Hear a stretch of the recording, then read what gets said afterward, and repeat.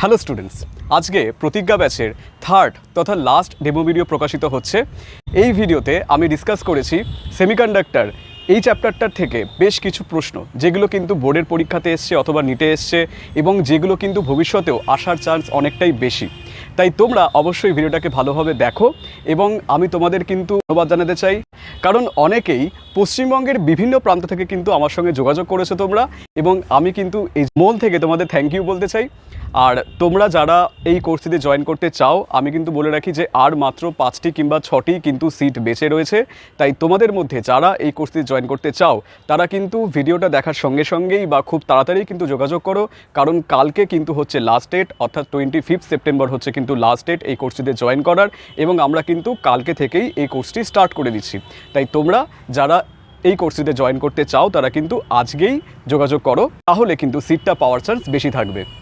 তো ভিডিওটা দেখো, এবং ভিডিওটা যদি তোমাদের হেল্পফুল বলে মনে হয় তবে অবশ্যই এটা লাইক করে দিও এবং চ্যানেলটিকে সাবস্ক্রাইব করে নিও এরকম আরও ইনফরমেটিভ ভিডিও পাওয়ার জন্য। So let's start the video. প্রথম প্রশ্নে বলা হয়েছে টিন, কার্বন, সিলিকন এবং জার্মেনিয়াম এই চারটেই 14 নাম্বার গ্রুপের এলিমেন্টস হলেও কেন টিন হচ্ছে একটা কন্ডাক্টর, কেন কার্বন একটা ইনসুলেটর, আর সিলিকন আর জার্মেনিয়াম বিহেভ করে সেমিকন্ডাক্টর হিসাবে। দেখো, কোনো একটা এলিমেন্ট সেটা সেমিকন্ডাক্টর হিসেবে বিহেভ করবে, না সেটা ইনসুলেটর হিসেবে বিহেভ করবে, নাকি সেটা কন্ডাক্টর বা পরিবাহী হিসেবে বিহেভ করবে, এটা কিন্তু নির্ভর করে তাদের এনার্জি গ্যাপের ওপরে। এখন টিনের ক্ষেত্রে এই এনার্জি গ্যাপটা হয় 0 ইলেকট্রন ভোল্ট, কার্বনের ক্ষেত্রে এই এনার্জি গ্যাপটা হয় 5.4 ইলেকট্রন ভোল্ট, সিলিকনের ক্ষেত্রে এই এনার্জি গ্যাপটা হচ্ছে 1.1 ইলেকট্রন ভোল্ট, এবং জার্মেনিয়ামের ক্ষেত্রে এই এনার্জি গ্যাপটা হচ্ছে 0.67 ইলেকট্রন ভোল্ট। এখন তোমাদের একটা কনসেপ্ট জানতে হবে। কনসেপ্টটা হচ্ছে এটা, যদি এনার্জি গ্যাপ 0 হয় তাহলে সেটা হয়ে যায় কন্ডাক্টর, যদি এনার্জি গ্যাপ 0 থেকে বেশি হয় কিন্তু 3 ইলেকট্রন ভোল্টের থেকে কম হয় তখন আমরা বলবো এটা হয়ে যায় সেমিকন্ডাক্টর। আর যদি এনার্জি গ্যাপ অলওয়েজ 3 ইলেকট্রন ভোল্টের থেকে বেশি হয় তাহলে কোনো একটা মেটেরিয়াল হয়ে যায় ইনসুলেটর। তো যদি তোমরা এই কনসেপ্টটা জানো তাহলেই কিন্তু তোমরা এনার্জি গ্যাপ সংক্রান্ত যে কোনো প্রশ্ন সমাধান করতে পারবে। তাহলে আশা করি প্রথম প্রশ্নের উত্তর বুঝতে পারলে যে কেন টিন কন্ডাক্টর হলেও, কার্বন ইনসুলেটর হলেও সিলিকন এবং জার্মেনিয়াম সেমিকন্ডাক্টর হচ্ছে, কেন আমরা একই গ্রুপের মধ্যে 3 রকম ডিফারেন্ট এলিমেন্ট পাচ্ছি। তো চলো যাওয়া যাক এর পরের প্রশ্নে। এখানে তোমাকে একটি সার্কিট দিয়েছে, যে সার্কিটে দুটো ডায়োড প্যারালালি একটি 10 ভোল্ট ব্যাটারির সঙ্গে কানেক্টেড রয়েছে। এখন এই যে দুটো ডায়োড, তার মধ্যে D1 ডায়োডটার সঙ্গে একটা 2 ওহম মানের রেজিস্ট্যান্স কানেক্টেড রয়েছে এবং D2 ডায়োডটার সঙ্গে 4 ওহম মানের একটা রেজিস্ট্যান্স কানেক্টেড রয়েছে। তোমাকে জিজ্ঞেস করেছে যে এই দুটো রেজিস্ট্যান্সের মধ্যে দিয়ে কত পরিমাণ কারেন্ট পাস করবে। সেটার জন্য আমরা সিম্পলি কি করব, এক্ষেত্রে প্রথমে দেখব যে এই যে দুটো ডায়োড D1 এবং D2 তার মধ্যে কে ফরওয়ার্ড বায়াসে রয়েছে আর কে রিভার্স বায়াসে রয়েছে। এখানে তোমাদের একটা কনসেপ্ট জানতে হবে, যদি কোনো একটা ব্যাটারির পজিটিভ প্রান্তের সঙ্গে ডায়োডের পজিটিভ প্রান্ত কানেক্টেড থাকে তখন আমরা বলবো যে এইটা হয়ে যায় ফরওয়ার্ড বায়াস। আর যদি কোনো একটা ব্যাটারির নেগেটিভ প্রান্তের সঙ্গে ডায়োডের পজিটিভ প্রান্ত কানেক্টেড থাকে তখন আমরা তাকে বলবো এটা হয়ে যায় রিভার্স বায়াস। তো এই যে ছবি তোমাকে দিয়েছে তার মধ্যে দেখো, এই কনসেপ্ট অনুযায়ী D1 ডায়োডটা হয়ে যাবে ফরওয়ার্ড বায়াসে আর D2 ডায়োডটা হয়ে যাবে রিভার্স বায়াসে। আর একই সঙ্গে তোমাদের এই কনসেপ্টটাও জানতে হবে যে কোনো একটা ডায়োড যদি ফরওয়ার্ড বায়াসে থাকে তাহলে সে কারেন্টকে অ্যালাউ করবে, আর যদি সে রিভার্স বায়াসে থাকে তাহলে কিন্তু সে কারেন্টকে অ্যালাউ করবে না। অর্থাৎ আমরা কিন্তু এখান থেকেই খুব ইজিলি বলতে পারবো যে D2 ডায়োডটার মধ্যে দিয়ে কিন্তু কারেন্ট পাসিং, যে কারেন্ট পাস করবে তার মান কিন্তু 0 হবে। তো আমরা এখান থেকে কিন্তু খুব ইজিলি বলতে পারি যে D2 ডায়োডটার মধ্যে দিয়ে যে কারেন্ট পাস করবে তার মান 0 হয়ে যাবে। অর্থাৎ আমরা এখান থেকে এটাও বলতে পারি যে 4 ওহম মানের যে রেজিস্ট্যান্সটা রয়েছে তার মধ্যে দিয়ে যে কারেন্ট পাস করবে সেটা কিন্তু 0 হয়ে যাবে। আর প্রশ্ন হচ্ছে যে D1 ডায়োডটা কি করবে। দেখো, D1 ডায়োডটা ফরওয়ার্ড বায়াসে রয়েছে তাই এটা কিন্তু কারেন্টকে অ্যালাউ করবে। তো এক্ষেত্রে যে পরিমাণ কারেন্টকে অ্যালাউ করবে আমরা জানি ওহমের সূত্র অনুযায়ী আই ইজ ইকুয়াল টু হয় ভি বাই আর। এক্ষেত্রে ভি কত? ভি হচ্ছে ব্যাটারি ভোল্টেজ, যার মান এখানে বলে দিয়েছে 10 ভোল্ট, এবং আর কত? তোমাকে আর বলেছে 2 ওহম, অর্থাৎ এক্ষেত্রে কারেন্টের মান হয়ে যাবে 5 অ্যাম্পিয়ার। তো এটাই আমাদের উত্তর, যে ডি1 ডায়োডটা দিয়ে 5 অ্যাম্পিয়ার পরিমাণ কারেন্ট প্রবাহিত হবে এবং ডি2 ডায়োডটা দিয়ে কিন্তু 0 পরিমাণ কারেন্ট প্রবাহিত হবে। থার্ড কোশ্চেনে তোমাকে জিজ্ঞেস করেছে একটি হাফ ওয়েভ রেকটিফিকেশনে যদি ইনপুট ওয়েভের ফ্রিকোয়েন্সি 50 হার্জ হয় তাহলে আউটপুট ফ্রিকোয়েন্সি কত হবে। একই সঙ্গে তোমাকে জিজ্ঞেস করেছে যে সেম ইনপুট ফ্রিকোয়েন্সির জন্য একটা ফুল ওয়েভ রেকটিফায়ার কতটা আউটপুট ফ্রিকোয়েন্সি দেবে। দেখো এই প্রশ্নটা কিন্তু খুবই সোজা, এটা কিন্তু একটা শুধু ফর্মুলা জানলেই হয়ে যায়, খুবই সোজা এটা, কিন্তু একই সঙ্গে এই প্রশ্নটা কিন্তু খুবই ইম্পর্টেন্ট। এটা তোমাদের কিন্তু বোর্ডের পরীক্ষাতেই হোক কিংবা নিটে হোক, এখান থেকে কিন্তু প্রশ্ন আসে এবং এখান থেকে কিন্তু ঘুরিয়েও প্রশ্ন করা যায়। তো তোমাদের কিছু কনসেপ্ট প্রথমে মনে রাখতে হবে।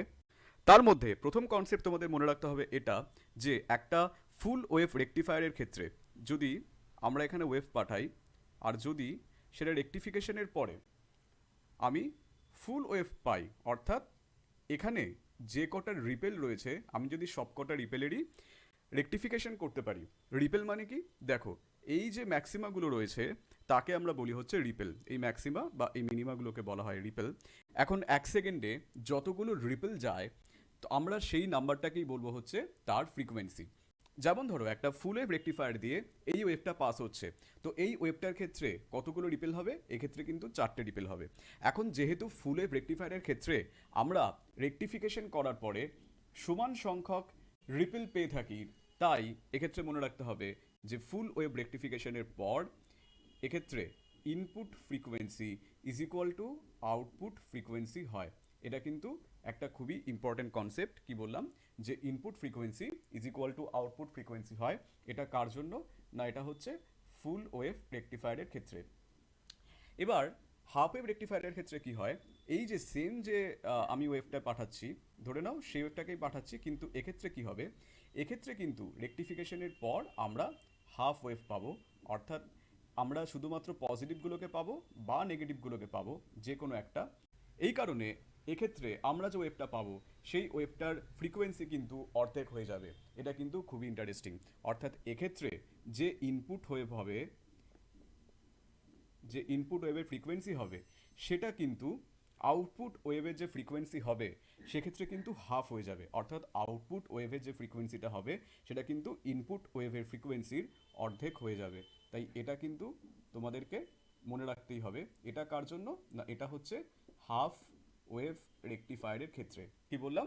যে আউটপুট ফ্রিকোয়েন্সি পাবো সেই আউটপুট ফ্রিকোয়েন্সিটা ইনপুট ফ্রিকোয়েন্সির অর্ধেক হয়ে যাবে। তো আশা করি কনসেপ্টটা বুঝতে পারলে যে ফুল ওয়েভ রেকটিফায়ারের ক্ষেত্রে আউটপুট ফ্রিকোয়েন্সিটা ইনপুট ফ্রিকোয়েন্সির সঙ্গে সমান হয়, কিন্তু হাফ ওয়েভ রেকটিফায়ারের ক্ষেত্রে আউটপুট ফ্রিকোয়েন্সিটা ইনপুট ফ্রিকোয়েন্সির হাফ হয়ে যায়। তো তোমাকে দেখো প্রশ্নে বলেছে যে আমরা এক্ষেত্রে একটা 50 হার্জের ইনপুট ফ্রিকোয়েন্সি দিচ্ছি। তো তাহলে দেখো হাফ ওয়েভ রেকটিফায়ারের ক্ষেত্রে ফ্রিকোয়েন্সি হয়ে যাবে 25 হার্জ, অর্থাৎ ইনপুট যে ফ্রিকোয়েন্সি রয়েছে তার অর্ধেক। এবং ফুল ওয়েভ রেকটিফায়ারের ক্ষেত্রে ফ্রিকোয়েন্সির কোনো রকম চেঞ্জ হবে না, অর্থাৎ এক্ষেত্রে কিন্তু 50 হার্জই থাকবে। তো এটাই হয়ে গেল উত্তর। ফোর্থ কোশ্চেনে তোমাকে বলা হয়েছে একটি ট্রানজিস্টরের ক্ষেত্রে যে ট্রানজিস্টরটা কমন বেস অ্যারেঞ্জমেন্টে রয়েছে, অর্থাৎ এর যে বেস তাকে আমরা গ্রাউন্ড করে দিয়েছি, তো এই ট্রানজিস্টরটার যে কারেন্ট গেইন তার মান হচ্ছে 0.98। এখন যদি এর এমিটার কারেন্টের চেঞ্জ হয় 5 মিলি অ্যাম্পিয়ার, তাহলে তোমাকে জিজ্ঞেস করেছে যে বেস কারেন্টের চেঞ্জ কি হবে। তো আমাকে প্রথমেই আমি দেখে নিই যে প্রশ্নে কী কী বলে দিয়েছে। দেখো প্রশ্নে প্রথমেই আমাকে বলে দিয়েছে যে এমিটার কারেন্টের যে চেঞ্জ হবে, অর্থাৎ এক্ষেত্রে আমরা যে ডেল আইই পাবো তার মানটা কত? এর মান হচ্ছে 5 মিলি অ্যাম্পিয়ার। আর তোমাকে এটাও বলে দিয়েছে যে কারেন্ট গেইন সেটা হচ্ছে 0.98। তবে এটা বলার আগে তোমাদের কিন্তু জানতে হবে একটা জিনিস, সেটা হচ্ছে অনেক বইতেই কিন্তু কারেন্ট গেইন বলতে বোঝানো হয় বিটাকে, আবার অনেক বইতে কিন্তু কারেন্ট গেইন বলতে বোঝানো হয় আলফাকে। যেমন ধরো আমি যে বই থেকে প্রশ্নটা নিয়েছি সেই বইতে কিন্তু কারেন্ট গেইন বলতে বলতে চেয়েছে আলফাটাকে। কেন আমি বুঝলাম যেটা আলফাকে বলতে চেয়েছে বিটাকে নয়? এখানে তোমাদের একটা কনসেপ্ট মনে রাখতে হবে যে আলফার মানটা কিন্তু অলওয়েজ 1-এর থেকে ছোট হয়। কেন একের থেকে ছোট হয়? তার কারণ আমরা জানি আলফা ফর্মুলাটা কি, এর ফর্মুলা হচ্ছে আইসি বাই আইই, অর্থাৎ collector current by emitter current. এখন যেহেতু এমিটার কারেন্টের মান অর্থাৎ আইই এটা অলওয়েজ কালেক্টর কারেন্ট থেকে বড় হয়, তাই কিন্তু আলফার মানটা অলওয়েজ কি হবে না, এটা একের থেকে ছোট হবে। তাই তোমাদের কিন্তু এই কনসেপ্টটাকে মাথায় রাখতে হবে। তো যখন তোমাকে কারেন্ট গেইন বলবে, এই শব্দটা কিন্তু আমি আবার রিপিট করছি, কোনো কোনো বইতে কারেন্ট গেইন বলতে বোঝায় বিটাকে, আবার কোনো কোনো বইতে কারেন্ট গেইন বলতে বোঝায় আলফাকে। তাই তুমি কারেন্ট গেইন শব্দটার প্রতি বেশি দৃষ্টি না রেখে তুমি খুঁজে বের করার চেষ্টা করবে যে এক্ষেত্রে যে মানটা তোমাকে দিয়েছে সেই মানটা একের থেকে কম হচ্ছে না বেশি হচ্ছে। যদি একের থেকে কম হয় তাহলে নিশ্চিন্তে তুমি বলবে এটা আলফা হয়ে গেল, অর্থাৎ সেক্ষেত্রে আমরা ফর্মুলা লিখবো আইসি বাই আইই। আবার যদি সেটা একের থেকে বেশি হয় তাহলে কিন্তু আমরা লিখবো সেটা হচ্ছে বিটা। এবার আমি বলি একটুখানি যে কেন বিটাটা একের থেকে বেশি হয়, তোমরা কিন্তু এর ফর্মুলা জানলেই বুঝতে পারবে। তো বিটার ফর্মুলা হচ্ছে আইসি বাই আইবি। এখন যেহেতু আইসির থেকে আইবির মানটা অনেক ছোট হয়, বা আমরা এটাও বলতে পারি ঘুরিয়ে যে আইসি আইবির থেকে অনেক বড় হয়, ঠিক আছে, প্রায় 500 গুণ বা 100, মানে 100 থেকে 500 রেঞ্জের মধ্যে এটা বড় হয়ে থাকে। তো যেহেতু কালেক্টর কারেন্টের মানটা বেস কারেন্টের থেকে এত পরিমাণে বেশি, তাই বিটার মান কিন্তু অলওয়েজ গ্রেটার দ্যান 1 হয়। তো এই কনসেপ্টটা তোমার মাথায় রাখলে কিন্তু এই ধরনের প্রশ্নগুলো যেখানে তোমরা হয়তো বুঝতে পারবে না যে তোমাকে প্রশ্নে আলফা দিয়েছে না বিটা দিয়েছে, সেগুলো কিন্তু করতে সুবিধা হবে বা সেগুলো তুমি অ্যাকুরেটলি করতে পারবে। আমি এটা এই কারণেই বলছি, কারণ তোমরা যারা বাংলা মিডিয়ামের স্টুডেন্ট, তোমাদের কাছে যদি দুয়ারি মাইতি মজুমদারের বইটা থাকে তোমরা একবার খুলে দেখতে পারো। দুয়ারি মাইতি মজুমদার বইটাতে কিন্তু আলফাটাকে লিখেছে ওরা যে কারেন্ট ট্রান্সফার রেশিও বলে, আর বিটাকে লিখেছে ওরা কারেন্ট গেইন বলে। অথচ এই প্রশ্নে কিন্তু আমরা আলফা মানে ধরবো কারেন্ট গেইন। সেই জন্যই আমি বলছি কনফিউশন আসতে পারে, যাতে কনফিউশন না আসে সেই জন্য আমি ব্যাপারটাকে পুরো পরিষ্কার করে দিলাম। তো তাহলে আমাকে দেখো এখানে আইই ডেল আইই বা কারেন্ট, যে এমিটার কারেন্টের যে চেঞ্জ সেটা আমাকে দিয়ে দিচ্ছে 5 মিলি অ্যাম্পিয়ার। একই সঙ্গে আমি এখান থেকে জেনে গেলাম যে আলফার মানটা হচ্ছে 0.98। আমাকে এখন বার করতে হবে কতটা পরিমাণ বেস কারেন্টের চেঞ্জ হয়েছে। এখন বেস কারেন্টের যে চেঞ্জ হবে সেটা বার করার জন্য আমাদের কাছে ফর্মুলা কি? ফর্মুলা হচ্ছে এইটা, যে del IB is equal to del E minus del IC, অর্থাৎ এমিটার কারেন্টের চেঞ্জ মাইনাস কালেক্টর কারেন্টের চেঞ্জ। কিছুদিন আগেই যে সেকেন্ড ডেমো ভিডিও দিয়েছিলাম সেখানে কিন্তু আমি ট্রানজিস্টার নিয়ে পুঙ্খানুপুঙ্খভাবে চর্চা করেছি, তাই তোমরা অবশ্যই একবার ওই ভিডিওটা দেখে নাও। সেখানে কি করে ফর্মুলাগুলো এলো, ট্রানজিস্টার কি করে কাজ করে, সমস্ত কিছু ডিটেলসে আলোচনা করা রয়েছে। তো তোমরা এখনও ওই ভিডিওটা যারা দেখোনি, যদি তোমাদের মনে হয় যে ট্রানজিস্টারে তোমরা বেসিক জানতে চাও, কোত্থেকে ফর্মুলাগুলো এলো সেগুলো তোমরা জানতে চাও, তো অবশ্যই একবার ভিডিওটাকে দেখে নিও। আমি কিন্তু আই বাটনে এই ভিডিওটার লিঙ্ক দিয়ে দেবো। তো এই যে ফর্মুলাটা দেখো, এখানে আমরা আই ইর মানটা জেনে গেছি অলরেডি। আমাকে ডেল আই ইর মানটা আমি অলরেডি আমাকে প্রশ্নই বলা রয়েছে, কিন্তু আমাকে ডেল আইসির মানটা বলা নেই। তো আমি ডেল আইসির মানটা বার করব কি করে? দেখো, ডেল আইসির মান বার করার জন্য আমার কাছে একটা ফর্মুলা ইউজ করতে হবে। আমাকে এখন আলফাটাকে কাজে লাগাতে হবে। কি করে কাজে লাগাবো আমি? দেখো, আমরা জানি যে alpha is equal to del IC অর্থাৎ কালেক্টর কারেন্টের change divided by del IE অর্থাৎ এমিটার কারেন্টের চেঞ্জ। এখন যদি আমরা আলফার জায়গাতে 0.98 এই মানটাকে বসিয়ে দিই, এবং আইইর জায়গাতে যদি আমরা ডেল আইইর জায়গাতে যদি আমরা 5 বসিয়ে দিই, তাহলে দেখো এখান থেকে ডেল আইসি বা কালেক্টর কারেন্টের চেঞ্জ বেরিয়ে যাচ্ছে 4.9 মিলি অ্যাম্পিয়ার। তো আমরা এখান থেকে কি বার করে ফেললাম? আমরা বার করে ফেললাম যে কালেক্টর কারেন্টের চেঞ্জ কতটুকু হচ্ছে। তাহলে এমিটার কারেন্টের চেঞ্জ কত ছিল প্রশ্নে বলে দেওয়া রয়েছে, এটা হচ্ছে 5 মাইনাস ডেল আইসি যেটা আমরা এখনই বার করলাম, এটা হচ্ছে 4.9 এত মিলি অ্যাম্পিয়ার, অর্থাৎ এক্ষেত্রে বেস কারেন্টের চেঞ্জ হবে কিন্তু 0.1 মিলি অ্যাম্পিয়ার। তো এটাই হচ্ছে আমাদের প্রশ্নের উত্তর। তো তোমাদের বোর্ডের পরীক্ষাতে কিংবা নিটে যে প্রশ্নগুলো আসে ট্রানজিস্টার থেকে, সেগুলো কিন্তু এই সমস্ত ফর্মুলাগুলো জানলেই হয়ে যায়, এর থেকে কিন্তু বেশি জানতে হয় না, এবং প্রশ্নগুলো কিন্তু সহজই হয়। তো আশা করি কি করে এই সমস্ত প্রশ্নগুলো করতে হয় সেটা স্পষ্টভাবে বুঝতে পারলে। চলো যাওয়া যাক নেক্সট প্রশ্নে। ফিফথ কোশ্চেনটা কিন্তু খুব ইম্পর্টেন্ট। তোমাকে বলা হয়েছে একটি কমন এমিটার অ্যাম্প্লিফায়ার, অর্থাৎ যেক্ষেত্রে এমিটারটাকে আমরা গ্রাউন্ড করে রেখে দিয়েছি, তার লোড রেজিস্ট্যান্স, যে আউটপুট সার্কিটের ক্ষেত্রে লোড রেজিস্ট্যান্স, সেটা ইনপুট সার্কিটের থেকে 500 টাইমস বেশি, এবং এর কারেন্ট গেইন হচ্ছে 0.98। তো আমরা প্রথমে লিখে ফেলি যে কী কী ইনফরমেশন দেওয়া রয়েছে। আমাকে প্রথমে বলেছে যে আউটপুটের সঙ্গে ইনপুট রেজিস্ট্যান্সের যে রিলেশন বা এর যে রেশিও সেটা কত না, সেটা হচ্ছে 500। তো R out by R in অর্থাৎ output resistance by input resistance, তো এদের রেশিও হচ্ছে 500। আর আমাকে এটাও বলে দিয়েছে যে কারেন্ট গেইন অর্থাৎ আলফার মান হচ্ছে 0.98। আমাকে এখন কি বার করতে বলেছে? ভোল্টেজ গেইন এবং পাওয়ার গেইন বার করতে বলেছে। দেখো ভোল্টেজ গেইন, যাকে আমি সংক্ষেপে লিখছি ভিজি দিয়ে, এর ফর্মুলা হচ্ছে beta into R output by R input. তো এটা কিন্তু তোমাদেরকে মনে রাখতে হবে, beta into R output by R input. তোমাকে আর আউটপুট বাই আর ইনপুটের মান দিয়ে দিয়েছে, কিন্তু তোমাকে কিন্তু বিটার মানটা দেয়নি, তাই আমাদের বিটার মানটাকে বার করতে হবে। তাহলে বিটা আমরা কি করে বার করব? দেখো বিটা বার করার জন্য আমরা ইউজ করব আলফার মানটাকে। তোমাকে জানতে হবে যে বিটা আর আলফার মধ্যে রিলেশন কি হয়। দেখো রিলেশনটা হচ্ছে এরকম, beta is equal to alpha by 1 - alpha. তো যদি তুমি এখানে আলফার মানগুলোকে বসিয়ে দাও, অর্থাৎ 0.98 ডিভাইডেড বাই 1 - 0.98, তাহলে তুমি এখান থেকে বিটার মান পেয়ে যাবে 49। তো আমি এগুলোকে মুছে দিচ্ছি। তাহলে আমরা বিটার মান কত পেলাম? বিটার মান পেলাম হচ্ছে 49। তো যদি আমরা এখন বিটার মানটাকে বসিয়ে দেই 49 এবং আর আউটপুট বাই আর ইনপুট এর মানটা হচ্ছে 500, তাহলে ভোল্টেজ গেইনের মান চলে আসে 24500। তো মনে রাখতে হবে এটা কিন্তু একটা ইউনিট লেস কোয়ান্টিটি, তার কারণ যেহেতু আমরা দুটো সেম জিনিসকেই ভাগ করে দিচ্ছি, তাই এক্ষেত্রে ইউনিট কিন্তু হয় না, এবং বিটার নিজেরও কিন্তু কোনো ইউনিট নেই, তাই এটা একটা ইউনিট লেস কোয়ান্টিটি। তাহলে ভোল্টেজ গেইনের মান চলে আসলো 24500। এবার আমরা বার করব পাওয়ার গেইন। তো পাওয়ার গেইনের ফর্মুলাটা কিন্তু সেম, শুধু মনে রাখতে হবে এটার ফর্মুলা হয়ে যায় beta square into R output by R input, বা এটাকে আমরা এভাবেও লিখতে পারি যে power gain is equal to beta into voltage gain. তুমি যেরকমভাবে খুশি লিখতে পারো। তো যেহেতু আমরা আগেই বার করে ফেলেছি ভোল্টেজ গেইনের মানটা, তাই আমরা এখানে ভোল্টেজ গেইনের মানটা বসিয়ে দেবো। আমাদের ভোল্টেজ গেইনের মান বেরিয়েছিল 24500। তো বিটার মান ইন্টু ভোল্টেজ গেইনের মান, তাহলে কি হবে? বিটার মান হচ্ছে 49 ইন্টু ভোল্টেজ গেইন হচ্ছে 24500। তো এক্ষেত্রে ক্যালকুলেশন করলে তুমি পাবে 1200500। এটা হচ্ছে পাওয়ার গেইনের ভ্যালু। এটাও কিন্তু একটা ইউনিটলেস কোয়ান্টিটি, এরও কিন্তু কোনো ইউনিট নেই। তো এটাই হচ্ছে আমাদের উত্তর। তোমাদের কিন্তু এখানে এই দুটো ফর্মুলা অবশ্যই মনে রাখতে হবে, যে পাওয়ার গেইনের ফর্মুলা কি আর ভোল্টেজ গেইনের ফর্মুলা কি, এবং একই সঙ্গে তোমাকে আলফা এবং বিটার মধ্যে সম্পর্কটাকেও মনে রাখতে হবে। এইগুলো মনে রাখলে তুমি কিন্তু এরকম প্রশ্নগুলো খুব সহজেই করতে পারবে। তো চলো যাওয়া যাক নেক্সট প্রশ্নে।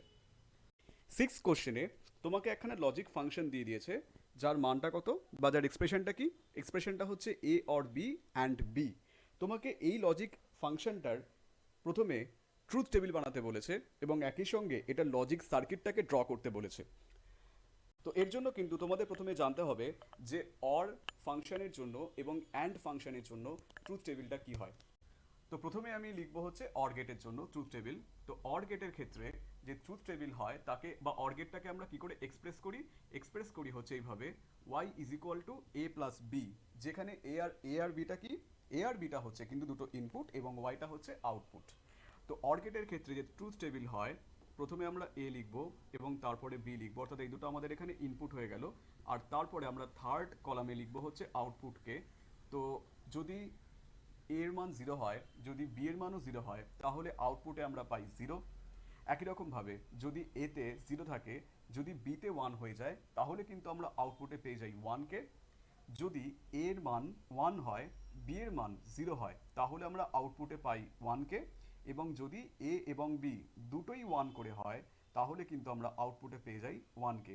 তো যখন তোমরা প্র্যাকটিক্যালি করতে যাবে, তখন সেটা কিন্তু 1 বলা হয় না, তখন কিন্তু বলা হয় হচ্ছে এক্ষেত্রে 5 ভোল্ট দিচ্ছি না, আমরা এখানে কোনো ভোল্টেজ অ্যাপ্লাই করছি না। যদি আমরা 5 ভোল্ট অ্যাপ্লাই করি, তাহলে বলবো আমরা এখানে 1 দিচ্ছি। আর যদি আমরা কিছুই অ্যাপ্লাই না করি, যদি আমরা 0 ভোল্টেজ অ্যাপ্লাই করি, তাহলে বলবো এক্ষেত্রে আমরা 0 দিচ্ছি। এরকমভাবে কিন্তু ব্যাপারটা হয়ে থাকে। তো এইটা হচ্ছে অর গেটের ক্ষেত্রে ট্রুথ টেবিল। সেরকমভাবে অ্যান্ড গেটের ক্ষেত্রে যে ট্রুথ টেবিলটা হয়, এটাকে আমি পাশে লিখে ফেলি একটুখানি। অর গেটের ক্ষেত্রে আমি এটাকে নিচে লিখি, Y is equal to A plus B হয়। তেমনিভাবে অ্যান্ড গেটের ক্ষেত্রে যে ট্রুথ টেবিল হয়, বা যে প্রথমে ফাংশনটাকে আমি লিখি কী করে পাই আমি, তো এই ক্ষেত্রে ফাংশনটা হয়ে যায় কিন্তু A is equal to A dot B. এবং এক্ষেত্রেও যদি আমরা সেম একটা টেবিল বানাই, যেখানে আমি প্রথমে দুখানা ইনপুটকে নিয়েছি এবং তারপরে আউটপুটকে নিয়েছি, যদি এতে ইনপুট হয় 1 এবং বিতে ইনপুট হয় 0, তাহলে আমরা আউটপুটে পাই 0। যদি এতে ইনপুট হয় 0, বিতেও ইনপুট হয় 0, তাহলে আমরা আউটপুটে পেয়ে যাই 0। যদি এতে ইনপুট হয় 0, বিতে ইনপুট হয় 1, তাহলে আমরা আউটপুটে পাই 0। একমাত্র যদি এ এবং বি দুটোতেই ইনপুট হয় 1 করে, তাহলে কিন্তু আমরা আউটপুটে 1 পাই। দেখো, এটা কিন্তু অর গেটের সঙ্গে লজিক গেটের একটা বেসিক ডিফারেন্স, যে অর গেটের ক্ষেত্রে আমরা যদি ওর একটা ইনপুটেই 1 থাকে, তাহলে কিন্তু আমরা আউটপুটে 1 পেয়ে যাই। কিন্তু অ্যান্ড গেটের ক্ষেত্রে কি হয়, যদি না দুটোর ক্ষেত্রেই 1 থাকে, তাহলে কিন্তু আমরা আউটপুটে 1 পাবো না। তো সেই জন্য এক্ষেত্রে অ্যান্ড গেটের ক্ষেত্রে 1 পাওয়ার জন্য কিন্তু আমার দুটো ইনপুটেই হাই ভোল্টেজ অ্যাপ্লাই করতে হবে, তাহলেই আমরা পেতে পারি। তো এইটা কেন আমি লিখলাম, তার কারণটা হচ্ছে এই যে এক্সপ্রেশনটা আমাকে দিয়েছে, এইবার আমি আসি আমার এক্সপ্রেশনটাতে। তো আমাকে যে এক্সপ্রেশনটা দিয়েছে, সেই এক্সপ্রেশনটাতে কিন্তু আমাদের কাজে লাগবে এটা। তো আমি প্রথমে কি লিখব, প্রথমে আমি লিখব হচ্ছে এ কে, তারপরে লিখব বি কে, এবং তারপরে আমি লিখব হচ্ছে ডি কে। এখন ডি মানে কি? ডি মানে হচ্ছে এ অর বি। তো অরকে আমরা কিন্তু প্লাস সাইন দিয়েও বোঝাতে পারি। এ প্লাস বি আমি বোঝালাম, এর মানেটা কি? এর মানে হচ্ছে এ অর বি। আর তার সঙ্গে বলেছে অ্যান্ড বি, ব্র্যাকেটের বাইরে বলেছে অ্যান্ড বি। তো অ্যান্ডকে কিন্তু আমি ডট দিয়ে বোঝাই, তাই আমি এরকমভাবে লিখলাম। তো এইটার আমাকে ট্রুথ টেবিল বানাতে হবে। তো আমি ধরে নাও প্রথমে এতে দিচ্ছি 0 এবং বিতেও দিচ্ছি 0। দেখো, যদি আমি এতে এবং বিতে দু জায়গাতেই 0 দিই, তাহলে A plus B, A or B এর মান কত হয়ে যায়? 0 হয়ে যায়। এবং বি এর মান এক্ষেত্রে 0, অর্থাৎ আমি যদি এটা ক্যালকুলেট করি, তাহলে 0 প্লাস 0 ডট 0। তো এক্ষেত্রে কিন্তু আমার মানটা চলে আসে হচ্ছে 0। কি করে পেলাম আমি? তুমি এরকমভাবে ক্যালকুলেট করবে। প্রথমে তুমি এই দুটো ফাংশন করবে, অর্থাৎ 0 অর 0। তো 0 অর 0 করলে কি হয়? 0 অর 0 করলে আমরা পেয়ে যাই 0। কিছুক্ষণ আগেই ভিডিওটা আবার রিবাউন্ড করে তুমি দেখে নাও যে আমরা ট্রুথ টেবিলটায় কি পেয়েছিলাম। যদি এ এবং বি দুটো ইনপুটে 0 থাকে, তাহলে কিন্তু আমরা আউটপুটে 0 পাই। তো এখান থেকে আমরা 0 পাবো, আর বিটা নিজেই 0 রয়েছে, তাই 0 ডট 0 করলে কিন্তু আমরা আউটপুটে পেয়ে যাই হচ্ছে আলটিমেটলি 0কে। তাহলে এ এবং বিতে যদি আমরা এটাই ইনপুট দেই, তাহলে কিন্তু আমরা আউটপুটে পাবো 0কে। এখন দেখা যাক, যদি আমরা এতে দিই 1 আর যদি বিতে দিই 0, তাহলে কি হবে? তো যদি আমরা এতে 1 দেই, তাহলে এটাকে আমরা লিখি, তাহলে সেক্ষেত্রে ডি এর মান হয়ে যাবে 1 প্লাস 0 ডট 0। দেখো, এক্ষেত্রে কিন্তু এই যে ফাংশনটা, অর্থাৎ 1 অর 0, আমরা কিন্তু 1 অর 0 থেকে পাই 1, অর্থাৎ আমরা এই জায়গা থেকে পাবো 1কে, কোনো অসুবিধা নেই। কিন্তু 1 ডট 0 করলে কি আসে? 1 ডট 0 করলে কিন্তু আমরা আলটিমেটলি পেয়ে যাই 0কেই। কেমন? তো অর্থাৎ আমরা কিন্তু যদি এটাকেও দেখি, যেখানে এর মান হচ্ছে 1, বি এর মান হচ্ছে 0, সেক্ষেত্রেও কিন্তু ডি মানে যে আউটপুটটা পাবো আমরা, সেটা কিন্তু হয়ে যাবে হচ্ছে 0। এবার দেখা যাক, যদি এর মান 0 হয় আর যদি বি এর মানটা 1 হয়, তাহলে সেক্ষেত্রে কি হবে? তো এক্ষেত্রে আমরা কি করে লিখব? এখানে হয়ে যাবে 0 প্লাস 1 ডট 1। এখানে দেখো, 0 প্লাস 1 করলে, অর্থাৎ 0 অর 1 করলে আমরা আউটপুটে পেয়ে যাই হচ্ছে 1কে। যদি কোথাও বুঝতে অসুবিধা হয়, তো একবার প্লিজ তোমরা ট্রুথ টেবিলটাকে দেখে নাও, তাহলে কিন্তু সব ক্লিয়ার হয়ে যাবে।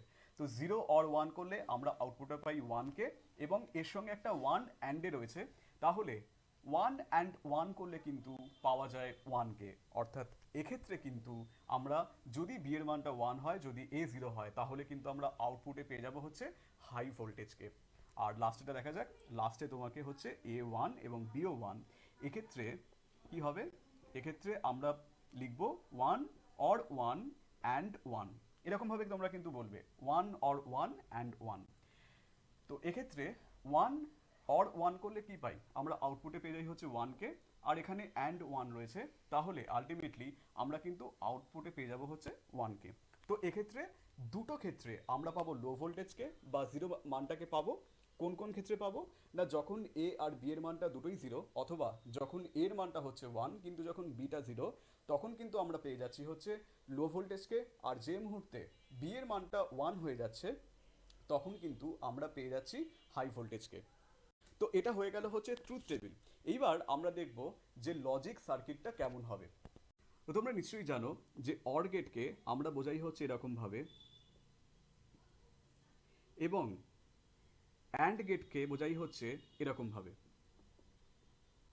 যেক্ষেত্রে এই দুটো হয়ে গেল হচ্ছে ইনপুট, আর বাইরেরটা হয়ে গেল হচ্ছে, যেটা বাইরে বেরোচ্ছে সেটা হয়ে গেল হচ্ছে আউটপুট। তো এইটা হচ্ছে আমার অর গেট, আর এইটা হচ্ছে অ্যান্ড গেট। এখন আমি এক্সপ্রেশনটা একবার লিখে ফেলি, তাহলে বুঝতে সুবিধা হবে। দেখো এক্সপ্রেশন আমাকে কি দিয়েছিল, যে D is equal to A or B, তার সঙ্গে বি অ্যান্ডে রয়েছে। তো এই জন্য আমরা প্রথমে দুটো ইনপুট নেব, যেটা হচ্ছে একটা এ আর একটা হচ্ছে বি। তো এই দুটো ইনপুট প্রথমে একটা অর গেটের মধ্যে দিয়ে যাচ্ছে।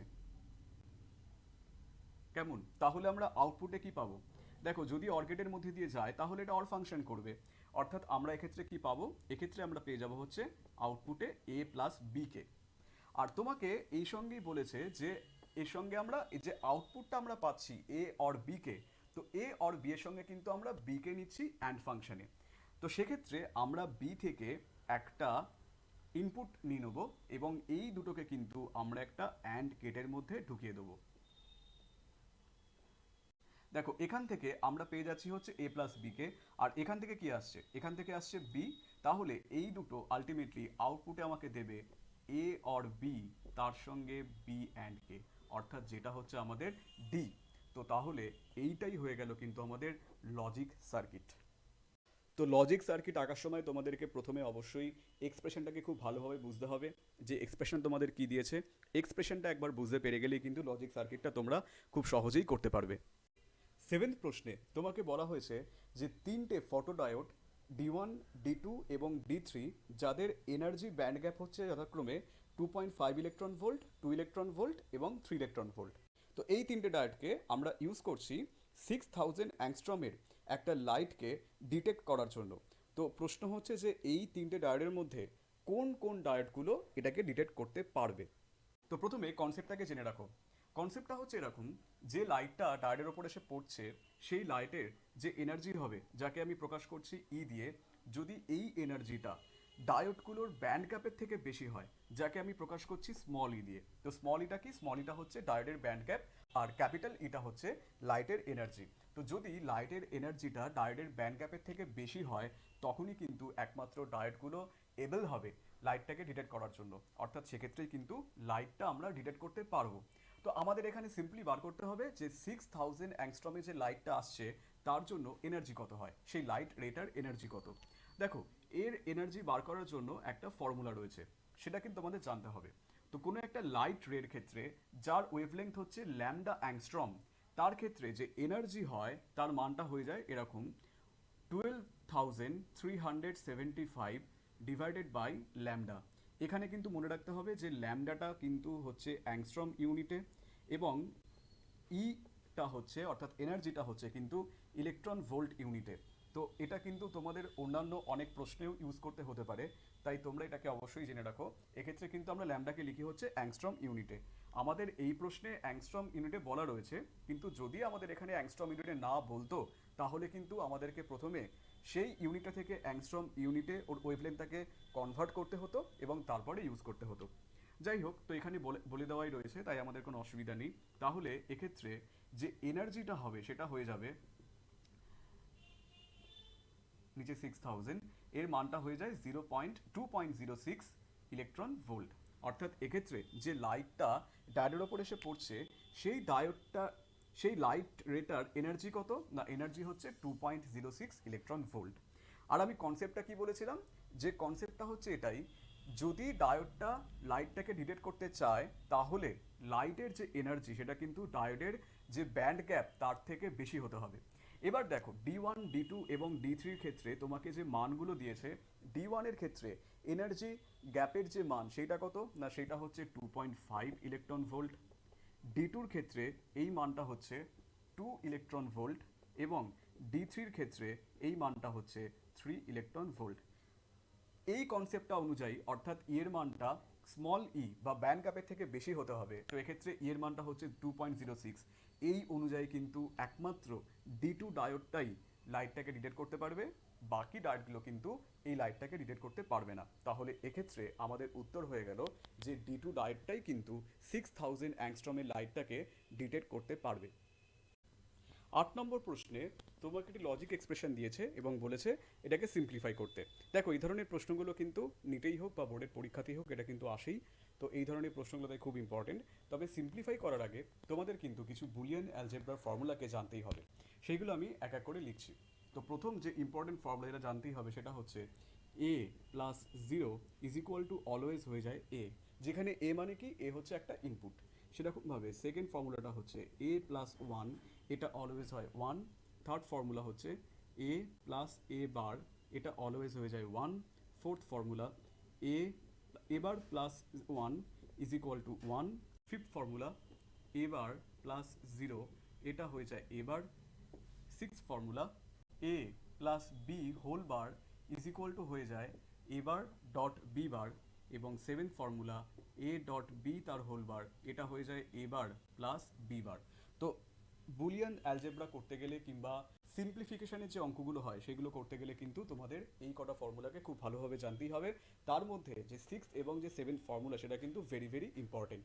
তো এই দুটোকে কিন্তু তোমার অবশ্যই মনে রাখতেই হবে। কেমন? তো চলো এবার যাওয়া যাক এই অঙ্কটার দিকে। তো চলো এইবার এই প্রশ্নটাকে বা যেটা আমাদের এক্সপ্রেশনটা দিয়েছে তাকে সিম্পলিফাই করা যাক। তো এখানে বলে রাখি আমি কিন্তু বোল্ড হরফের মাধ্যমে বলতে চেয়েছি তার মাথায় একটা বার রয়েছে, অর্থাৎ এখানে কিন্তু যেখানে বোল্ড লেটার রয়েছে সেই জায়গাতে কিন্তু তার লেটারটার মাথায় একটা বার বসে যাবে। তো আমি এটাকে একবার এক্সপ্রেশনটাকে লিখে ফেলছি।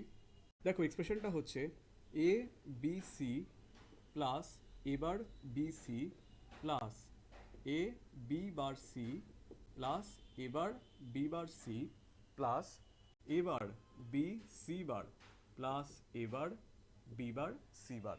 তো এটা হচ্ছে কিন্তু আমাদের এক্সপ্রেশন। তো আমরা এখন কি করব, এটাকে সলভ করার জন্য প্রথম দুটোকে আমরা একটা ব্র্যাকেটের মধ্যে নিয়ে নেব, অর্থাৎ এ বি সি প্লাস এবার বিসিকে আমরা একটা ব্র্যাকেটের মধ্যে রাখলাম।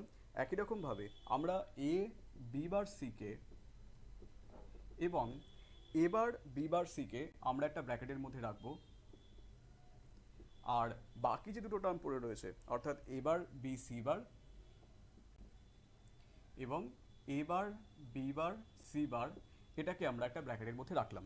এর ফলে আমাদের সুবিধা কি হলো, দেখো সুবিধা হচ্ছে এটাই যে তিনটে ব্র্যাকেট থেকেই কিন্তু আমরা কিছু না কিছু কমন নিতে পারবো। যেমন ধরো প্রথম ব্র্যাকেট থেকে আমরা কিন্তু বি সিকে কমন নিতে পারি। তাহলে বি সিকে কমন নিলে আমরা কি পাই, পেয়ে যাই হচ্ছে এ প্লাস এ বার। সেরকমভাবেই যে সেকেন্ড ব্র্যাকেটটা রয়েছে সেখান থেকে কিন্তু আমরা বি বার সিকে কমন নিতে পারি এবং এক্ষেত্রে আমরা পেয়ে যাই এ প্লাস এ বারকে ভিতরে। আর একই রকমভাবে আমরা থার্ড ব্র্যাকেট থেকে এবার সি বারকে কমন নিতে পারি এবং ভিতরে পড়ে থাকে বি প্লাস বি বার। আর আমরা কিছুক্ষণ আগে দেখেছিলাম বুলিয়ান অ্যালজেব্রা ফর্মুলাতে যে এ প্লাস এ বার কিংবা বি প্লাস বি বার হলে তার মানটা হয়ে যায় হচ্ছে ওয়ান। অর্থাৎ আমরা এখান থেকে যে মানটা পাবো সেটা হয়ে যাবে এরকম B C plus B bar C plus A bar C bar. দেখো এর মধ্যে কিন্তু এই যে প্রথম দুটো টার্ম রয়েছে সেখানেও আমরা একই ট্রিক বা একই লজিক ইউজ করতে পারি। তো আমি উপরেরটাকে মুছে দিচ্ছি যেহেতু আমাদের এখানে স্পেস কম তাই। তো আমি এর পর থেকে কিন্তু এখানে কন্টিনিউ করছি। কেমন? তো তাহলে এই জায়গাতে আমরা কি লিখতে পারি, এখান থেকে আমরা সিকে কমন নিয়ে নিচ্ছি, ভিতরে পড়ে থাকছে বি প্লাস বি বার। আর এইটাকে যেমন ছিল তেমনই রাখছি। তো তাহলে আমরা এখান থেকে পেয়ে যাব বি প্লাস বি বার মানে কত হবে, এখানে ওয়ান হয়ে যাবে। তাহলে এখান থেকে আমরা পাবো সি প্লাস এবার সি বার। তো এটাই অনেকে কি করবে, অনেকে না এটাকেই মনে করবে যে এটাই সিম্পলিফাইড ফর্ম হয়ে গেল। কিন্তু দেখো এই জিনিসটাকে কিন্তু আমরা আরো ভাঙতে পারি বা এটাকে আমরা আরো সিম্পলিফাই করতে পারি। কি করে সিম্পলিফাই করব, যেহেতু এখানে সি রয়েছে তাই আমি ধরে নিচ্ছি সি এর আগে ওয়ান রয়েছে। কেমন? তো যদি ওয়ান থাকে তাহলে সেই আমরা ওয়ানটা কিরকমভাবে লিখতে পারি যে one plus A bar into C plus এবার সি বার। ভালো করে কিন্তু জায়গাটা বুঝবে। আমরা কি করলাম, সি এর আগে যেহেতু কিছুই ছিল না তাই আমরা ধরে নিচ্ছি যে সি এর আগে ওয়ান রয়েছে এবং সেই ওয়ানের জায়গাতে বসাচ্ছি ওয়ান প্লাস এ বারকে। তার কারণটা কি, তার কারণটা হচ্ছে এটাই যে ওয়ান প্লাস এ বার করলে কিন্তু আমরা অলওয়েজ ওয়ানই পেয়ে যাই। তো সেই জন্য আমরা লিখে ফেললাম। তো লিখে আমাদের সুবিধা কি হলো দেখো, সুবিধা হলো হচ্ছে এইটা। এইবার আমরা যদি এটাকে ভাঙি তাহলে পাবো সি প্লাস এবার সি প্লাস এবার সি বার। তো এখন আমরা কিন্তু এ বারকে এই দুটো টার্ম থেকে কমন নিতে পারি এবং কমন নিলে আমরা পেয়ে যাই সি প্লাস সি বার ভেতরে হয়ে যায়, যেখান থেকে আমরা পেয়ে যাই সি প্লাস এ বার। তো এটা হচ্ছে সব থেকে সিম্পলিফাইড ফর্ম, এর থেকে কিন্তু আমরা আর সিম্পলিফিকেশন করতে পারি না। তো এই জায়গাটা ট্রিকটা বুঝবে যে আমি কি করলাম এখানে। তাহলে আমাদের সিম্পলিফাইড ফর্ম হবে হচ্ছে সি প্লাস এ বার, এবং এটাই কিন্তু হয়ে গেল অ্যান্সার। তো আশা করি আজকের ভিডিওটা তোমাদের ভালো লেগেছে। যদি তোমরা এই ভিডিও থেকে হেল্প পাও তাহলে অবশ্যই একটা লাইক করে দিও এবং চ্যানেলটাকে সাবস্ক্রাইব করে নিও এরকম আরও ইনফরমেটিভ ভিডিও পাওয়ার জন্য।